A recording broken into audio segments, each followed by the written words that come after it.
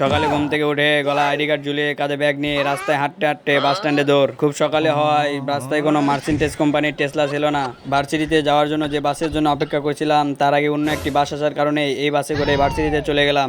বাস থেকে নেমে আমার বন্ধু প্রতীক বলল টঙ্গে যেতে হবে, তাই টঙ্গের পথে হাঁটতেছিলাম। পিছনে 3টি মেয়ে বাসে ছিল, তারাও দেখি পিছন পিছন টঙ্গে আসতেছিল। বাসে আমি তাদেরও ভিডিও করছিলাম, কিন্তু বাসের ভিতর ভিডিওটা সিক্রেট রাখার জন্য এই ভিডিওটা পোস্ট করা হয় নাই।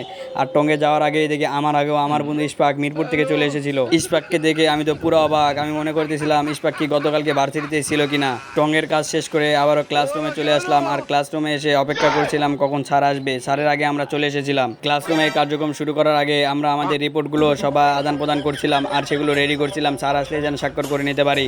আর টঙ্গে যাওয়ার কথা শুনে অনেকে অনেক গবেষণা শুরু করে দিয়েছেন। কোনো গবেষণা করার দরকার নাই, কারণ আমার বন্ধুর অ্যাসাইনমেন্টের কভার পেজ দরকার ছিল, তাই অ্যাসাইনমেন্টের কভার পেজ কিনতে গেছিলাম। আর এখানে ভিডিও শেষ করলাম। ধন্যবাদ। खत्म। Bye bye.